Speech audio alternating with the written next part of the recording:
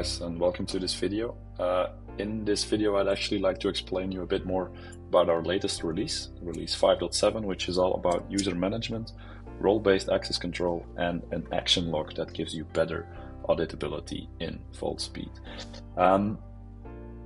First on, I'd like to show you this new screen, so you can get access to the screen actually by clicking this button way at the bottom of the main menu, the user management button, and that leads you to this menu, and the menu has 3 tabs. Now in this first video we will explain the first tab, which is the user tab, and immediately you can see here that something that wasn't available before in VaultSpeed, you actually get a list of all the users that are registered in your account, and you can actually manage them from within this screen. Before this, you basically had to manage your user management together with our support team.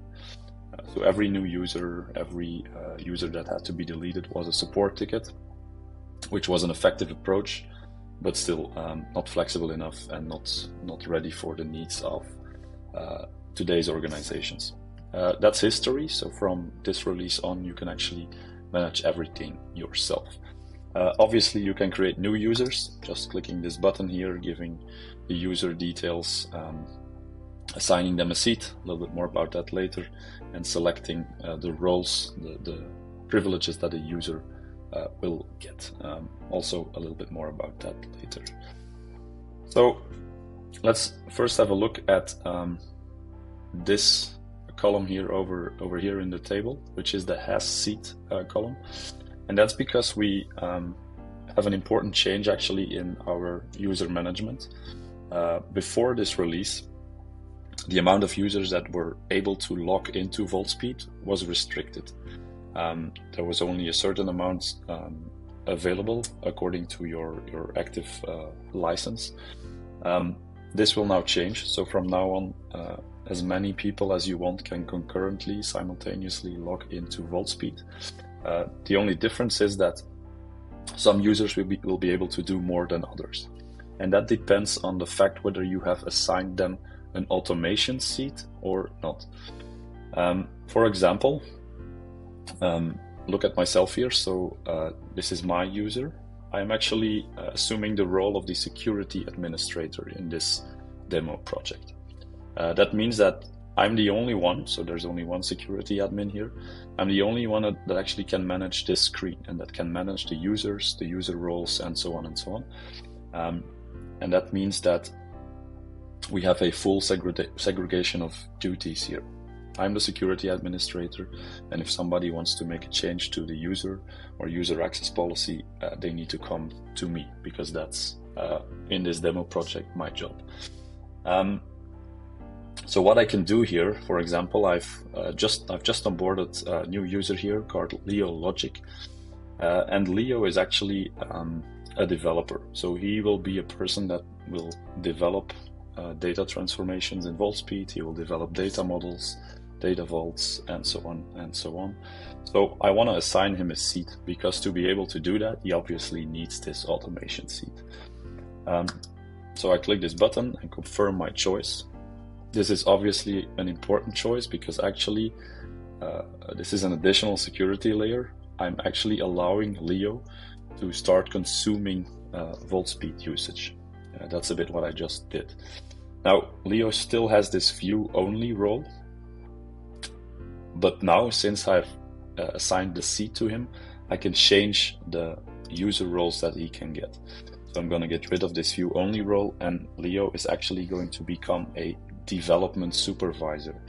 I'll explain a little bit more about the roles in the next video, but a development supervisor is basically someone that can do development and can also supervise other developers in VaultSpeed. So if I save this, that will mean that this is now locked in and that Leo has the proper access control now granted to him.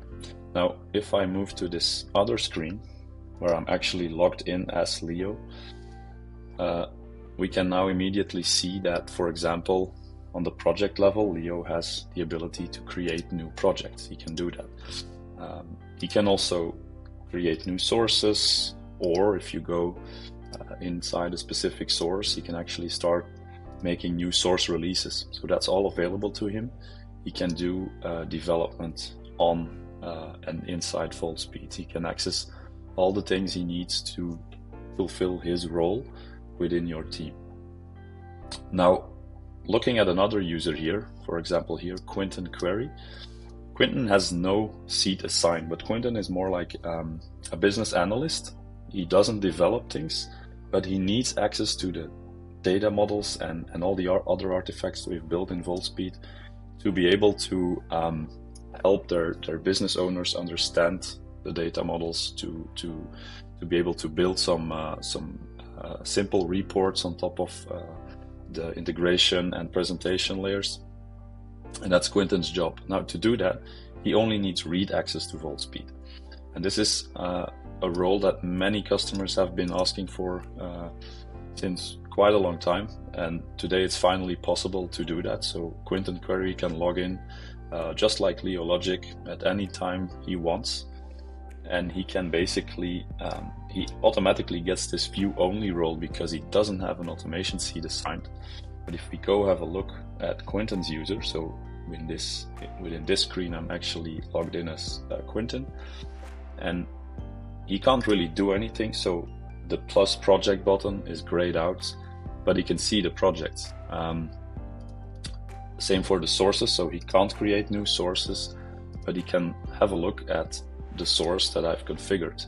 Let's look at release 2 here.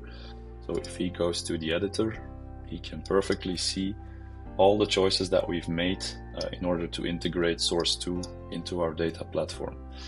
And also for the data vaults, of course, he can't create anything new, but if we go to this demo data vault release number 9, let's take another one that has a bit more this one. For example, here we can generate a graphical overview. He can have a look at the actual data vault model that was created. He can have a look at the full overview. He can see every single column that was created within this satellite, for example. And that's what his user is allowed to do. So far for the user management, a lot of more functionality available here, and we definitely hope that you will like this. Thank you.